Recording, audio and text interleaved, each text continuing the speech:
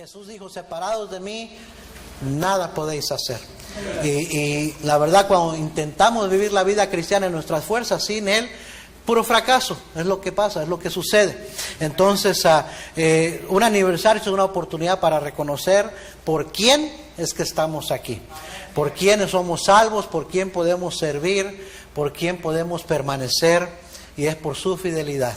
Y a Él sea la honra y la gloria. Hasta aquí nos ayudó Jehová.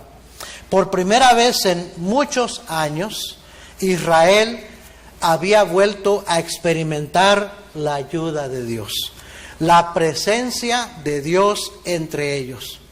Habían pasado tiempos muy oscuros en la vida de la nación de Israel, tiempos muy bajos. El arca de Jehová, el arca del pacto, había sido capturada por los filisteos. Y Icabod, el nombre Icabod, había sido declarado por Dios sobre su pueblo escogido.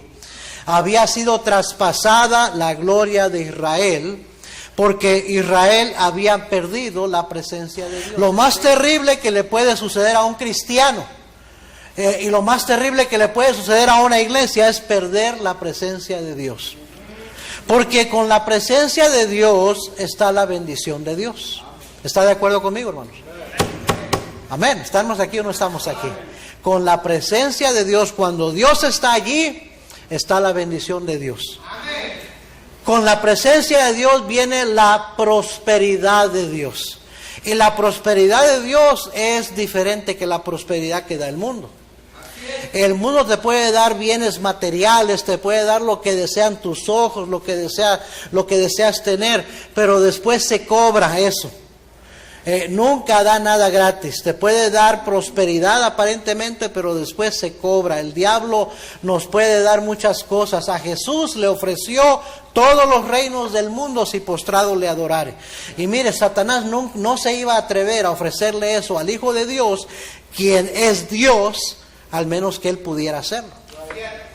Entonces, muchas veces gente cristiana piensan que un trabajo necesariamente es una bendición de Dios. A veces no. A veces Dios nunca nos va a dar algo que va a causarnos que desobedezcamos a Dios, que vivamos algo en contrario a su voluntad.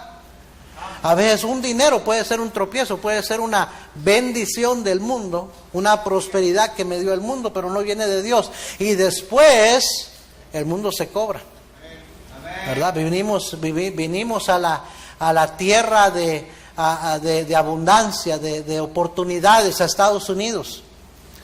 Pero Estados Unidos, la sociedad está en una carrera de conseguir más bienes materiales, de hacerse rico, de hacer dinero. La gente está en esa carrera aquí, por eso las familias se pierden, los matrimonios están destruyéndose, porque siempre por querer agarrar lo que te da el mundo hay un precio que pagar. ¿Sí o no? Entonces, la bendición que da Dios, la prosperidad que da Dios, no trae con ella tristeza, dice Proverbios 10:22. La bendición de Jehová es la que prospera, la que enriquece y no añade tristeza con ella.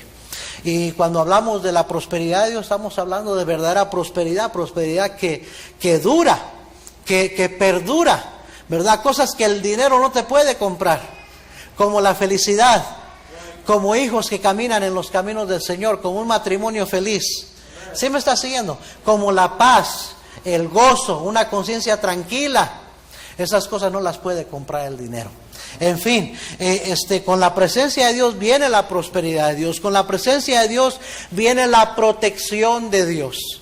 Con la presencia de Dios viene el poder de Dios. Está el poder de Dios. Israel, hermanos, era una nación pequeña, insignificante. Siempre lo ha sido. Siempre Israel ha estado rodeado de naciones mucho más grandes y poderosas que ellos. Pero la razón que se convirtió en una superpotencia mundial es porque Dios los había engrandecido. Mire conmigo Deuteronomio, en el Antiguo Testamento, el 5º libro de la Biblia, Deuteronomio 7, versículo 6, lo que Dios le dice a su nación, al pueblo de Israel. Les dijo esto en Deuteronomio 7, versículo 6, porque tú eres pueblo santo para Jehová tu Dios. Jehová tu Dios te ha escogido para hacerle un pueblo especial, más que todos los pueblos que están sobre la tierra. No por ser vosotros más que todos los pueblos os ha querido Jehová y os ha escogido, pues vosotros erais el más insignificante de todos los pueblos, sino por cuanto Jehová os amó y quiso guardar el juramento que juró a vuestros padres, os ha sacado Jehová con mano poderosa y os ha rescatado de servidumbre de la mano de Faraón, rey de Egipto. Conoce pues que Jehová tu Dios es Dios fiel, que guarda el pacto y la misericordia a los que le aman y guardan sus mandamientos hasta 1000 generaciones. Dios les dio bendición abundante a su pueblo, los sacó de la esclavitud, les dio su propia tierra, los hizo una nación fuerte, dice, no porque eran mejores que los demás, sino porque Dios tuvo misericordia de ustedes, porque los amó y quiso levantarlos para que hubiera una nación, que hubiera un grupo de personas que glorificaran a Dios, que guardaran los mandamientos de Dios, que le enseñaran al resto del mundo cómo puede ser un pueblo bendecido por Dios cuando guarda sus mandamientos. ¿Sí me está siguiendo, verdad? Pero ellos se habían olvidado de Dios. Se habían mezclado con los pueblos a su alrededor y habían aprendido sus malas costumbres. Se habían llenado de pecado y de idolatría. Para cuando avanzamos y llegamos al libro de los jueces, vaya a Jueces. Jueces está después de Deuteronomio, está el libro de Josué y luego está Jueces.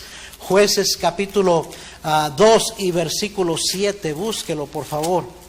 Jueces capítulo 2 y versículo 7. ¿Se acuerdan? Moisés fue el libertador que Dios levantó para sacar a Israel de Egipto. Y él fue el que gobernó, dirigió al pueblo durante 40 años en el desierto. Después de él, Dios levantó a Josué, fue sucesor de Moisés. Y por otros 40 años entraron a poseer la tierra prometida, a conquistar, y repartió la tierra a las 12 tribus de Israel. Cuando llegamos a Jueces, ya Josué murió y se levanta otra generación, ya los hijos de esos que salieron, los nietos de los que salieron originalmente de Egipto. Se levanta esa generación, mire lo que dice el capítulo 2, versículo 7 de Jueces. Y el pueblo había servido a Jehová todo el tiempo de Josué y todo el tiempo de los ancianos que sobrevivieron a Josué, los cuales habían visto todas las grandes obras de Jehová que él había hecho por Israel. Pero murió Josué, hijo de Nun, siervo de Jehová, siendo de 110 años, y lo sepultaron en su heredad en Timnat Sera, en el monte de Efraín, al norte del monte de Gaz. Y toda aquella generación también fue reunida a sus padres, y se levantó después de ellos otra generación que no conocía a Jehová, ni la obra que él había hecho por Israel. Después los hijos de Israel hicieron lo malo ante los ojos de Jehová y sirvieron a los Baales. Dejaron a Jehová, el Dios de sus padres, que los había sacado de la tierra de Egipto, y se fueron tras otros dioses, los dioses de los pueblos que estaban en sus alrededores, a los cuales adoraron y provocaron a ira a Jehová. Y dejaron a Jehová y adoraron a Baal. Baal era un dios pagano. Y Astarot era una diosa pagana. Dice versículo 14, y se encendió contra Israel el furor de Jehová, el cual los entregó en manos de los robadores que los despojaron y los vendió en manos de sus enemigos de alrededor, y no pudieron ya hacer frente a sus enemigos. Por donde quiera que salían, la mano de Jehová estaba contra ellos para mal. Miren nada más, el Dios que había prometido bendecirles, el Dios que había prometido engrandecerlos y darles victoria sobre sus enemigos, si únicamente guardaban sus mandamientos y lo adoraban a Él. Pero ahora, como ellos se olvidaron de Dios, desobedecieron sus mandamientos y se fueron en pos de los ídolos, ahora la misma mano de Dios está contra ellos y Dios levanta a los enemigos para que vengan a robarlos y hacerles daño. Mira, hermano, escúcheme bien. Yo prefiero ponerme en las manos de Dios a caer en las manos de Dios. Es una cosa muy diferente. Ponerse uno en las manos de Dios o caer en las manos de Dios. Dice la Biblia, horrenda cosa es caer en manos del Dios vivo. Pero eso es lo que sucede cuando aquellos que debemos nunca olvidarnos de Dios, nos olvidamos de Dios. Eso es lo que sucede cuando aquellos que conocemos la palabra de Dios, la verdad, nos olvidamos de su palabra y desobedecemos sus mandamientos y hacemos lo que a nosotros se nos antoja. ¿Sabe lo que pasa? Acarreamos maldición en vez de tener bendición. Eso es lo que pasó aquí. Dice que ya no pudieron hacer frente a sus enemigos. Usted hermano, reconoce, entiende que hay una barrera de protección alrededor de su vida, pero que si Dios quisiera quitar esa barrera de protección, usted quedaría expuesto a las artimañas, a los ataques del enemigo, de Satanás, y pudiera hacernos mucho daño. Eso es lo que pasó con Israel. Dice versículo 15, por donde quiera que salían, la mano de Jehová estaba contra ellos para mal, como Jehová había dicho y como Jehová se lo había jurado, y tuvieron, ¿qué? Aflicción. No hay razón, míreme aquí, no hay razón por la cual el cristiano debería de vivir en grande aflicción. No hay razón por la cual el cristiano debería de vivir derrotado, cayendo en manos de sus enemigos, siendo despojado. No, el Señor no nos salvó para fracasar. El Señor no nos salvó para estar viviendo en aflicción. El Señor nos salvó para que tuviéramos paz, para que tuviéramos gozo, para que disfrutáramos victorias, que tuviéramos sus bendiciones. Pero eso es lo que sucede con un pueblo que se olvida de Dios. Versículo 16, y Jehová levantó jueces que los librasen de mano de los que los despojaban. Y entonces empieza la historia de juez tras juez que Dios levanta en diferentes tiempos de la nación de Israel para librarlos de sus enemigos. Jueces es un libro que relata la desobediencia del pueblo, el pecado del pueblo, las caídas del pueblo, las derrotas del pueblo, las aflicciones que tuvo el pueblo de Israel, las humillaciones que sufrieron los israelitas y luego los rescates que vinieron por mano de Dios, la restauración parcial que disfrutaron por poquitos años, pero otra vez volvían a desobedecer, volvían a caer, volvían a ser derrotados, volvían a sufrir aflicción y pedían ayuda a Dios, y Dios tenía misericordia de ellos y enviaba otro juez que los librara y disfrutaban de paz por un poquito de tiempo, hasta que otra vez se rebelaban y otra vez caían, otra vez desobedecían, otra vez eran castigados. ¡Qué manera de vivir! Todo por olvidarse de Dios, todo por ser desobedientes, todo por ser inconstantes. Míreme aquí, inconstantes en su fe, por no vivir una vida consagrada y apartada del pecado. Me da tristeza, como no tiene idea, oír de familias cristianas que se han apartado de los caminos del Señor y cómo les está yendo. Y cómo les está yendo a sus hijos.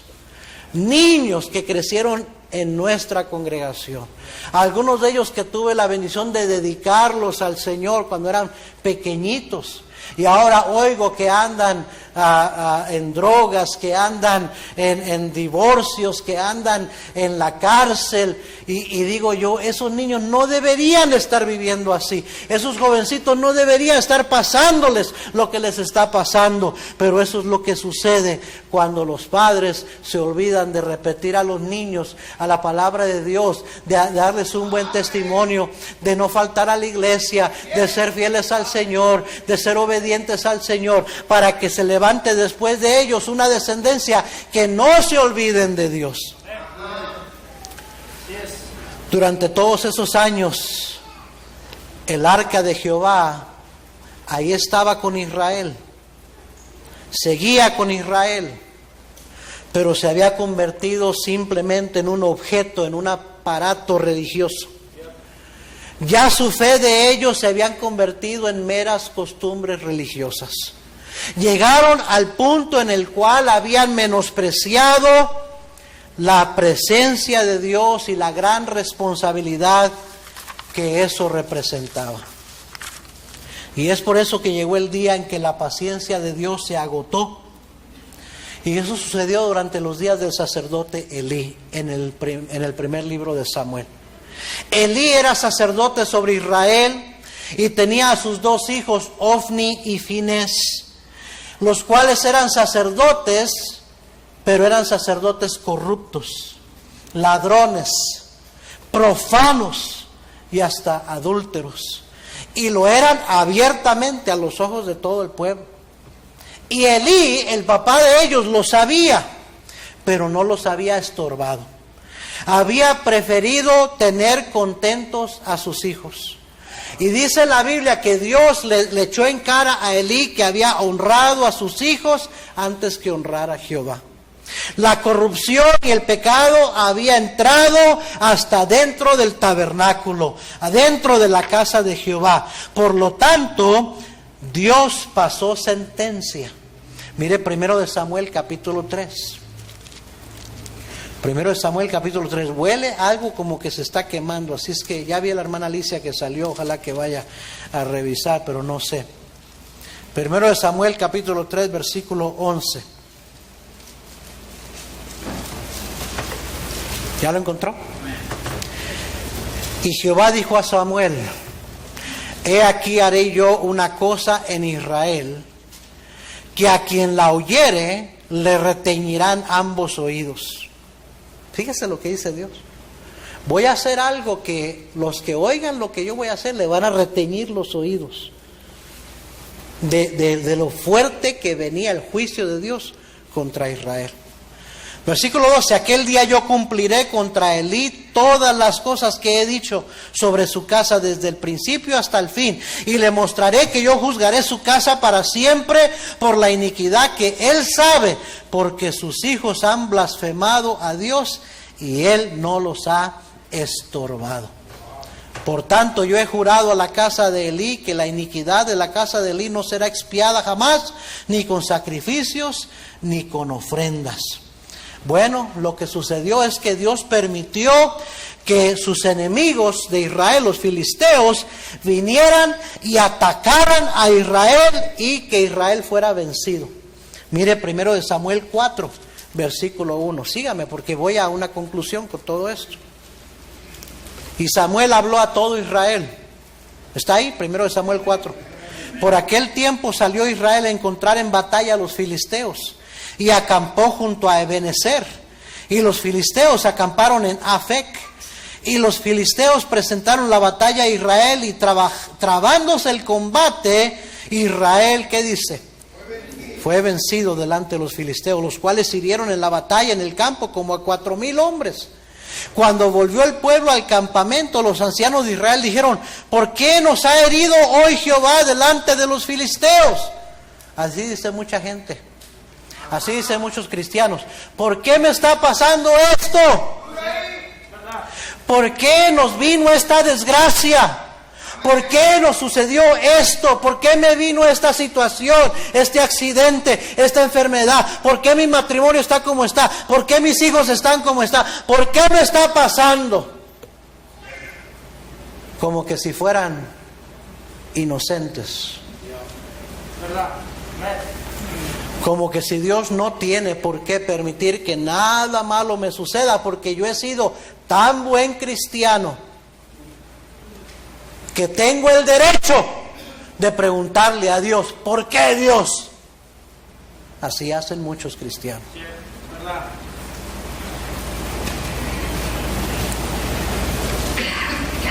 Y dijeron: traigamos a nosotros, versículo 3, de Silo el arca del pacto de Jehová. ¡Ah! El arca, no tenemos el arca.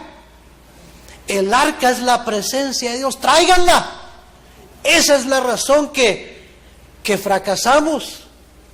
Esa es la razón que nos venció el enemigo, porque nos hace falta el arca. Para que viniendo entre nosotros nos salve de la mano de nuestros enemigos. Mire, querido hermano, déjeme decirle, Dios no es ningún genio, ningún genie, para que me entiendan. Que nomás nos metemos en problemas. Ay, Diosito, ayúdame, sácame de este aprieto en el que estoy. Porque así muchos tratan a Dios. Vamos a la iglesia, ándale. Ya tenemos tiempo que no vamos. Para que Dios nos bendiga. Vamos a pedirle al pastor que ore por nosotros, que nos eche la bendición. No se nos ha acabado los religiosos que éramos antes. ¿Se acuerda? ¿Se acuerda cuando íbamos a misa ya, nomás faltando 10 minutos para que saliera misa y nos íbamos bien conformes porque ya nos tocaba la última bendición del cura? Ya con eso ya la hice.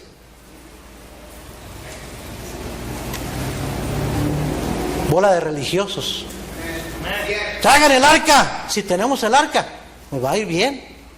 Como que si fuera un amuleto de buena suerte. ¿Sí me está siguiendo, hermano? Tráiganla. Y envió el pueblo a Silo y trajeron de allá el arca del pacto de Jehová de los ejércitos que moraba entre los querubines. Y los dos hijos de Elí, Ofni y Finés, estaban allí con el arca del pacto de Dios. Aconteció que cuando el arca del pacto de Jehová llegó al campamento, todo Israel gritó con gran júbilo, que la tierra tembló. Cuando los filisteos oyeron la voz de júbilo, dijeron: ¿qué voz de gran júbilo es esta en el campamento de los hebreos? Y supieron que el arca de Jehová había sido traída al campamento. Mire, se pusieron bien alegres los israelitas, dijeron: ya la tenemos hecha, ya llegó el arca, vamos a ganar. Y el enemigo escuchó los gritos de júbilo y dijeron: ya trajeron el arca. Hasta los enemigos sabían del arca de Jehová. Versículo 7: y los filisteos tuvieron miedo porque decían: ha venido Dios al campamento. Supusieron.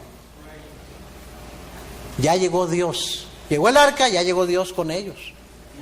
Y dijeron: ay de nosotros, pues antes de ahora no fue así. Ay de nosotros, ¿quién nos librará de la mano de estos dioses poderosos? Estos son los dioses que hirieron a Egipto con toda plaga en el desierto.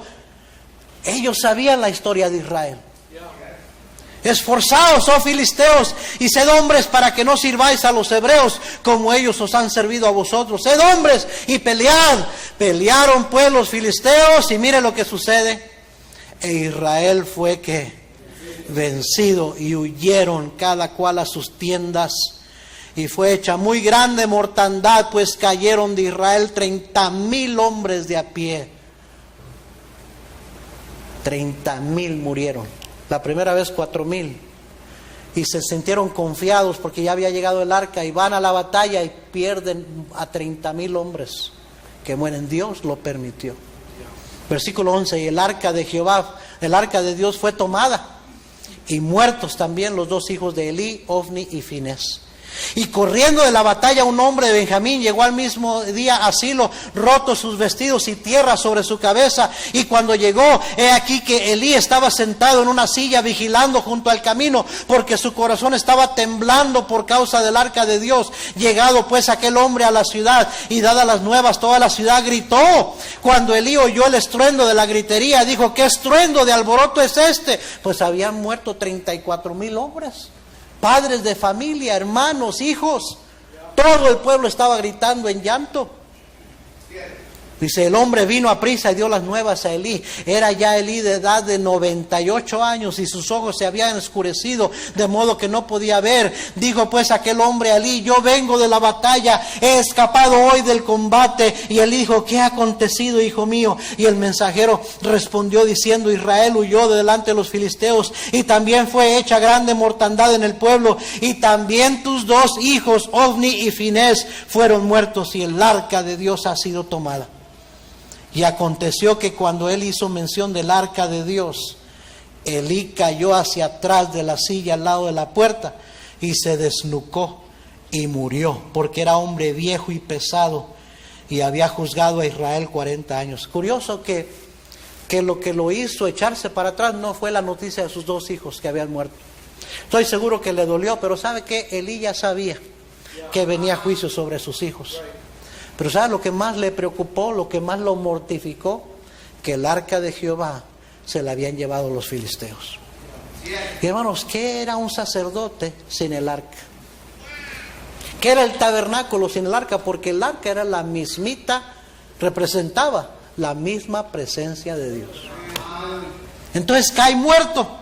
Versículo 19, y su nuera, la mujer de Finés, que estaba encinta, cercana al alumbramiento, oyendo el rumor que el arca de Dios había sido tomada, y muerto su suegro y su marido, se inclinó y dio a luz, porque le sobrevinieron sus dolores de repente. Y al tiempo que moría, le decían las que estaban junto a ella: no tengas temor, porque has dado a luz un hijo. Mas ella no respondió ni se dio por entendida, o sea, murió. Versículo 21, y llamó al niño Icabod, diciendo: traspasada es la gloria de Israel, por haber sido tomada el arca de Dios, y por la muerte de su suegro y de su marido. La palabra Icabod, ¿sabe lo que significa? Sin gloria. Sin gloria. Así le pusieron al hijo, Icabod, sin gloria. Porque lo que acababa de suceder es que la gloria de la nación de Israel había sido traspasada. ¿Sabe por qué? Porque la presencia de Dios ya no estaría más con ellos. ¿Me está siguiendo, hermano? Dijo pues: traspasada es la gloria de Israel, porque ha sido tomada el arca de Dios. El arca estuvo capturada en tierra de los filisteos por 7 meses.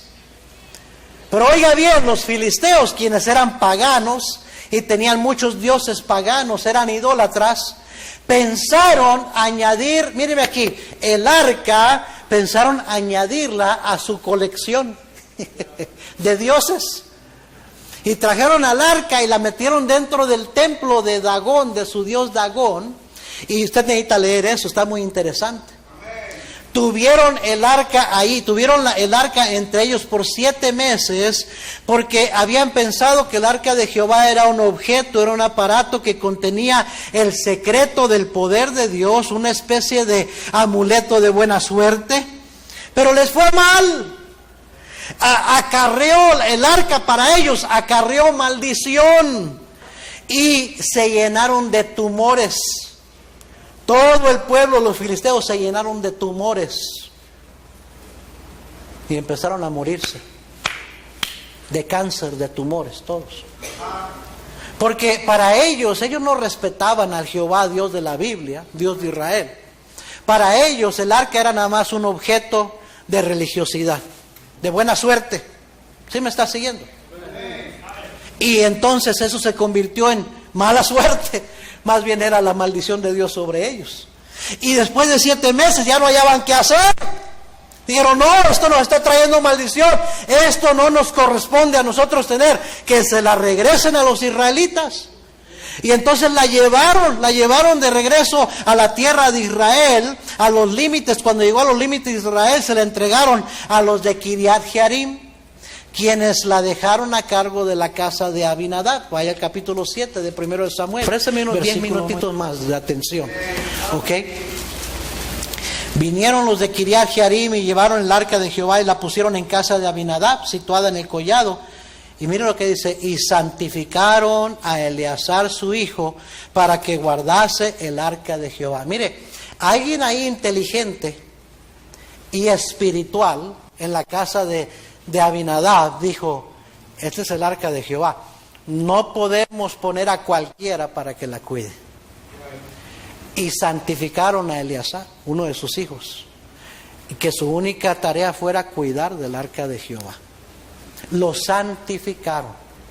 Eso es importante entenderlo. ¿Sí me está siguiendo? Porque, hermanos, cuando se trata de el Dios verdadero, Jehová, el Dios de la Biblia, es santo, santo, santo. Y cualquiera que se acerca a Él y quiere tener relación con Él y quiere la bendición de Él, necesita santificarse, consagrarse. Porque esto no es un juego. Porque con las cosas de Dios no se juega. ¿Sí me está siguiendo? Esto no es una religión. El cristianismo no es una religión. Muchos de ustedes, hermanos, me preocupa que tratan a Dios, tratan la iglesia, tratan el cristianismo como una religión. ¿Sabe lo que es la religión? Es cuando yo la necesito, cuando yo ocupo, que para el bautismo, que para la boda, que para el funeral, que para que me echen la bendición, para sentirme tranquilo con mi conciencia, voy. Para apaciguarme con Dios. Ya cumplí con Dios. La religión es yo tratando de cumplir con Dios. Una relación, o lo que es el cristianismo, es reconocer: el Señor no es una religión, Él es dueño de mi vida, Él me salvó y me compró con su sangre, soy de Él y debo de vivir para Él todo el tiempo, no nada más cuando voy a la iglesia, no nada más una vez al día, una vez al mes, una vez al año. Debo de vivir una vida que le agrade a Él, que le glorifique a Él, que santificar mi vida, consagrar mi vida. No puedo andar con un pie en el pecado y un pie en las cosas del Señor, un pie en el materialismo, en la mundanalidad, en la idolatría, y un pie tratando de agradar a Dios. No se puede.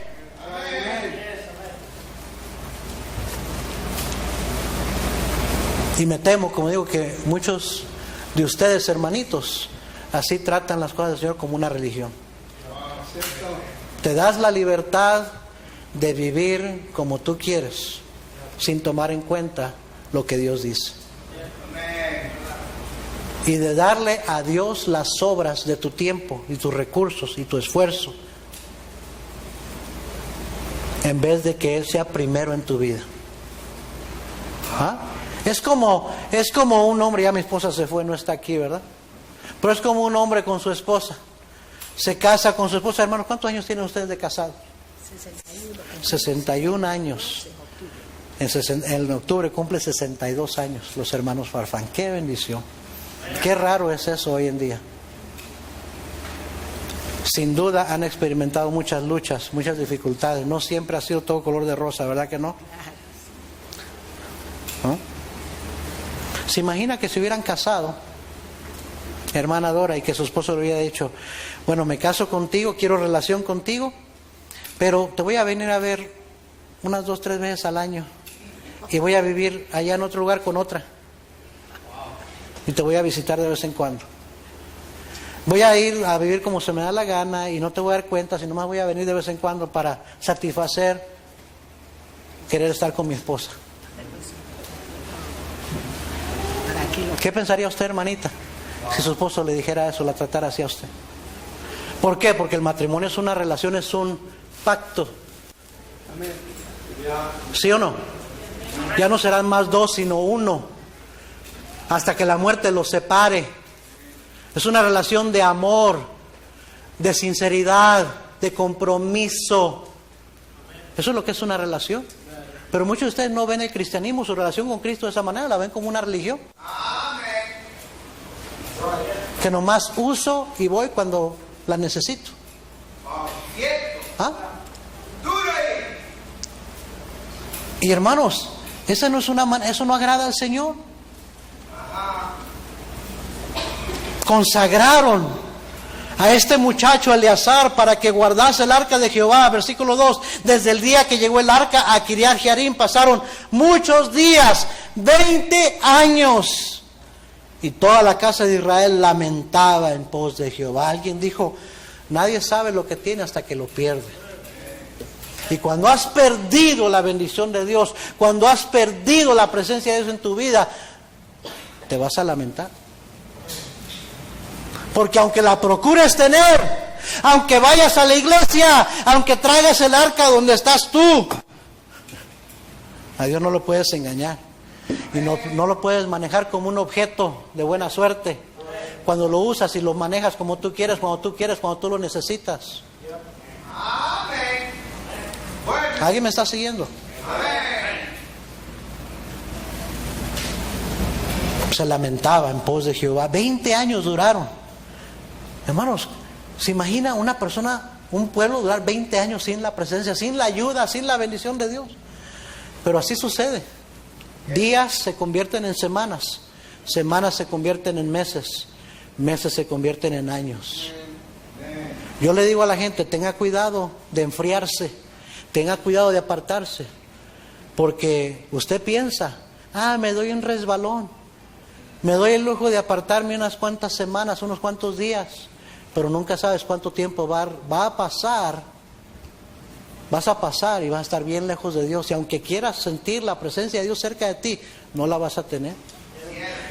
Porque no es cuando usted quiere, hermano, es cuando Él quiere. El cristiano obedece a lo que Él quiere, no Él obedece a lo que yo quiero cuando yo quiero. ¿Sí me está siguiendo? En 1 Samuel 7:3, Samuel comienza su liderazgo. Samuel, hermanos, fue como una joya, un diamante raro. Había sido dedicado por una madre piadosa para ser criado en los caminos del Señor. Mire, 1 Samuel 2, versículo 1.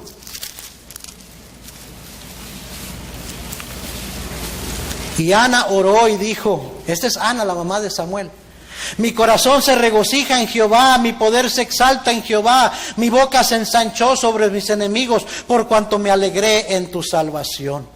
No hay santo como Jehová.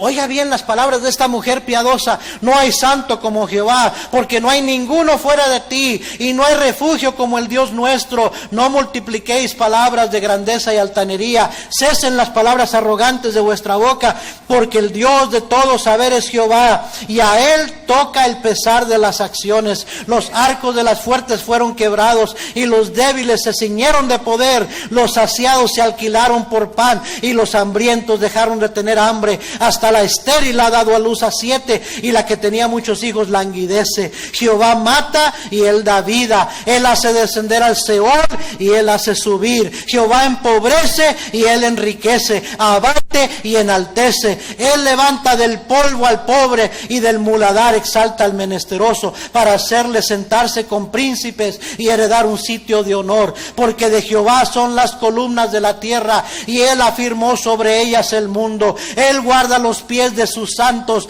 mas los impíos perecen en tinieblas, porque nadie será fuerte por su propia fuerza. Delante de Jehová serán quebrantados sus adversarios, y sobre ellos tronará desde los cielos. Jehová juzgará los confines de la tierra, dará poder a su rey, y exaltará el poderío de su ungido.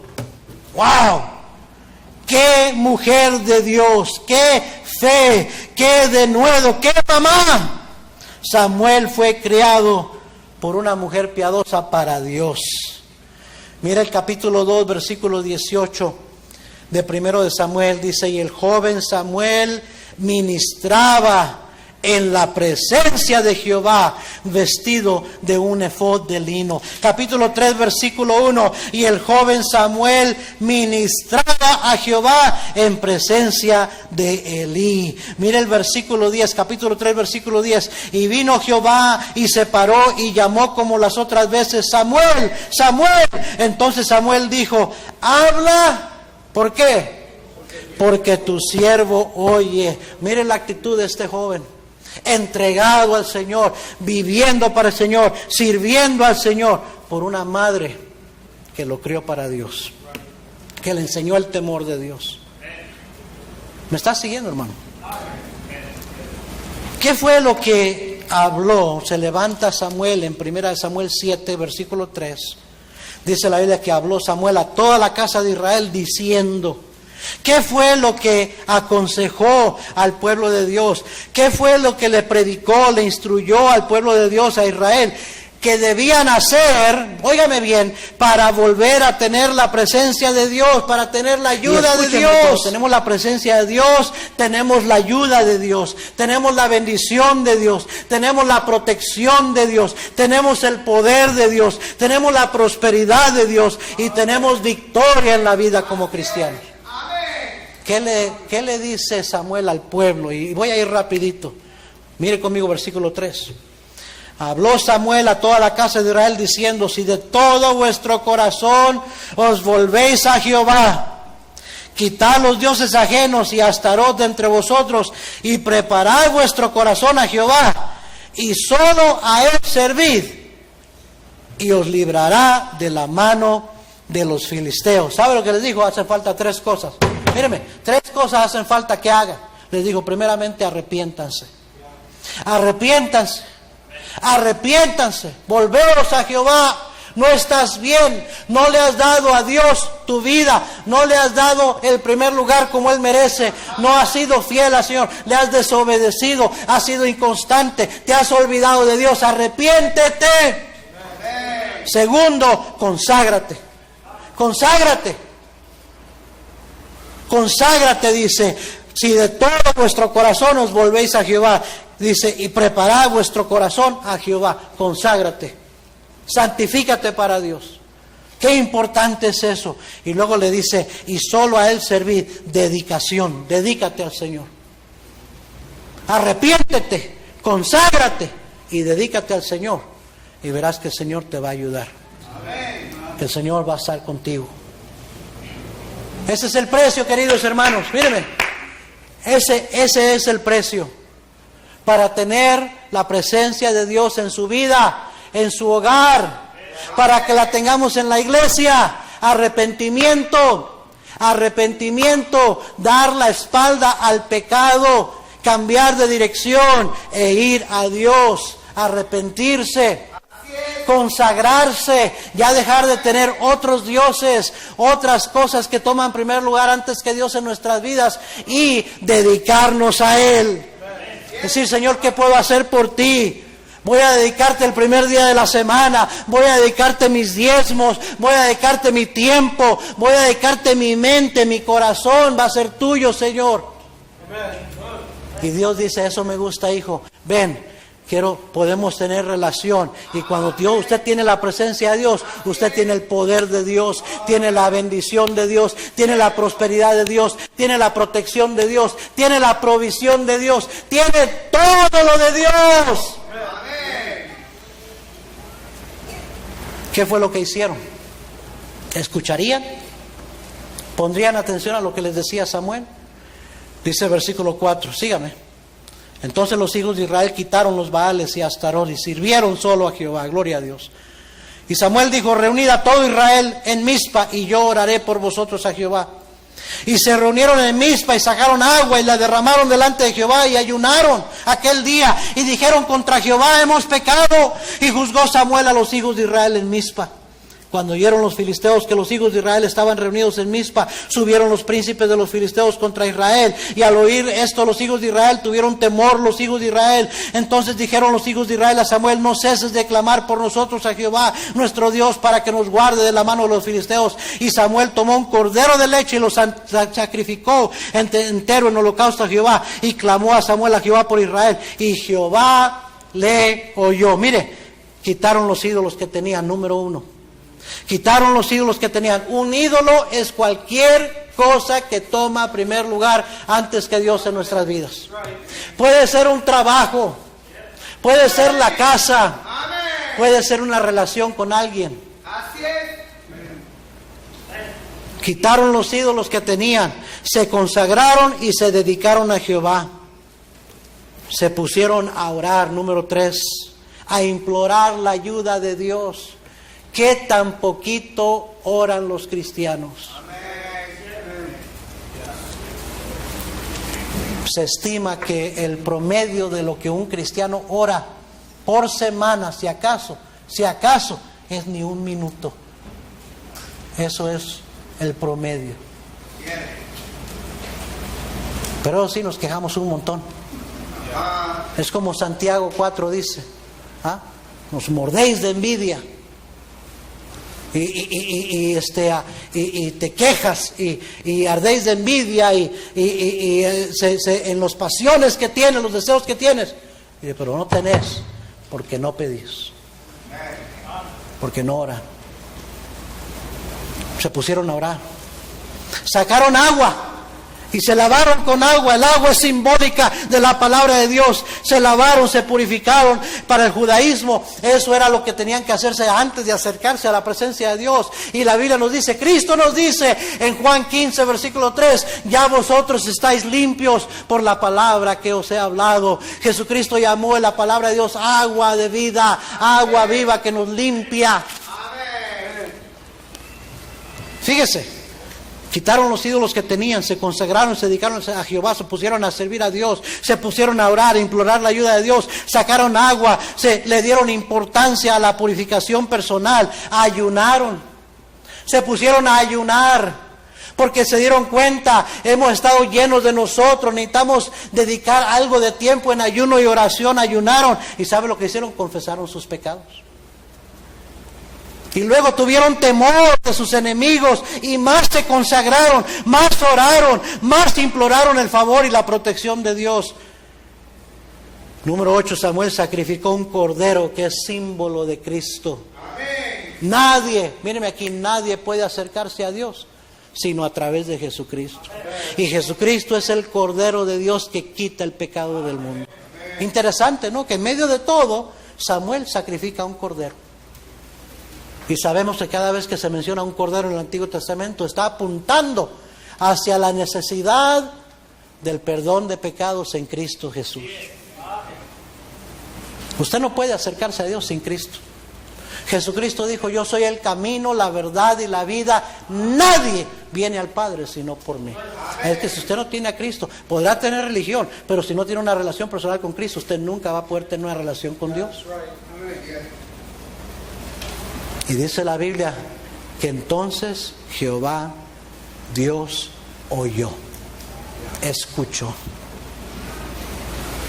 Y mire, para terminar, versículo 10, estamos en 1 Samuel 7:10. Y aconteció que mientras Samuel sacrificaba el holocausto, los filisteos llegaron para pelear con los hijos de Israel, mas Jehová tronó aquel día con gran estruendo sobre los filisteos y los atemorizó. Y fueron vencidos delante. Mire, nada más Dios tiene que mover un dedito y tronar. Y deshizo a los enemigos de Israel. Si Dios es por nosotros, ¿quién contra nosotros? Pero si Dios no es por usted, ¿qué será de usted? Versículo 11, y saliendo los hijos de Israel de Mizpa, siguieron a los filisteos, hiriéndolos hasta abajo de Bet-car. Versículo 12, llegamos a lo que hace Samuel. Tomó luego Samuel una piedra y la puso entre Mizpa y Sen, y le puso por nombre Ebenezer, que significa piedra de ayuda, diciendo: hasta aquí nos ayudó Jehová. ¿Sabe qué fue lo que hicieron? Le dieron toda la honra y la gloria a Dios. En todo, dice la Biblia, da gracias a Dios en todo, porque esta es la voluntad para con vosotros en Cristo Jesús. Esta es la voluntad del Padre para con vosotros en Cristo Jesús. Dice que en todo, ya sea comida o bebida, en todo lo que hagamos, que todo debe ser para la honra y gloria de Dios. El cristiano reconoce: sin ti no puedo, Señor. Y lo que es poquito que he logrado, si he disfrutado alguna bendición, alguna victoria, es por tu ayuda, Señor. Y eso fue lo que hicieron. Hasta aquí nos ayudó Jehová. Y dice el versículo 14, 15, 16, que ya no volvieron a servir a los filisteos. Todo el tiempo de Samuel, Dios estaba con ellos. Y el versículo 17 termina diciendo: después volvía a Ramá, Samuel, a juzgarlos, porque ahí estaba su casa, y ahí juzgaba a Israel, y edificó allí un altar a Jehová. Y quiero terminar con esto, querido hermano y queridos amigos. Edificó un altar a Jehová. ¿Sabe qué bonito es ir a la iglesia y escuchar una predicación y poner atención y dejar que Dios nos hable? Porque al final se hace una invitación, ¿sabe a qué? A hacer un altar a Dios. Puede ser aquí, donde usted está en su banca. Puede ser aquí, en este lugar. Pero el cristiano levanta altar a Dios y se postra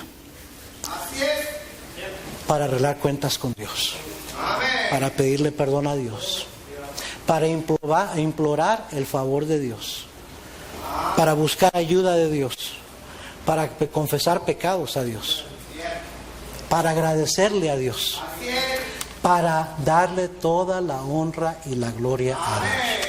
Por eso no entiendo, hermanos, no entiendo francamente cómo algunos de ustedes no pasan al altar, ni ahí en su lugar se ponen de rodillas, o póngale que no se puede arrodillar, que por lo menos se inclina su rostro, está en oración. Algunos se ponen a platicar, a mirar a su alrededor, a ponerse a ver el reloj, a poner a verse el teléfono. Con tu pura postura exterior, estás demostrando que realmente tú no quieres una relación con Dios. Tú quieres una religión conveniente, cuando a mí me conviene, como a mí me conviene, cuando yo la necesite. Cuando necesite algo, pastor, le llamo. Cuando alguien se me enferme y necesite oración, voy a mandar el papelito. O quizás voy ahí para pedirle que oren. Le mando un mensajito. Cuando no tenga trabajo y me esté yendo de la patada, cuando mis hijos se pierdan, cuando mi matrimonio esté destruyéndose, a lo mejor me acuerdo de ir a la iglesia y a implorar el favor de Dios para que Diosito me ayude. Para que Diosito me ayude. Así piensan de Dios, Diosito. Como una religión. Hermano, quiero recordarles que antes de ser bautistas somos cristianos. Y como cristianos reconocemos que lo que tenemos no es una religión. Es una relación personal con Cristo. ¿Cómo está su relación con el Señor? ¿Ah? ¿Cómo está su relación con el Señor? ¿Qué lugar toma Cristo en su vida? Realmente. ¿Qué cosas hay en su vida que usted sabe que a Dios no le agrada? Que no son espirituales, son pecaminosas, son mundanas, son carnales. ¿Y con qué cara usted va y le pide a Dios que le ayude y le bendiga? Cuando usted no está viviendo consagrado para el Señor. ¿Ah? ¿Cómo podemos tratar lo que tenemos como una mera religión? ¿Cómo? Hermanos, si no tenemos cuidado, en eso nos vamos a convertir en una bola de religiosos. Ese es mi temor que tengo. Que sabe que se escriba y cabod sobre nuestra iglesia. Traspasada es la gloria. No tienen la presencia de Dios porque los miembros que componen la iglesia nada más son una bola de religiosos que realmente no se han consagrado, realmente no se han santificado, que hacen lo que hacen como una costumbre religiosa. Vamos a orar, todos ojos cerrados, por favor, nadie mirando.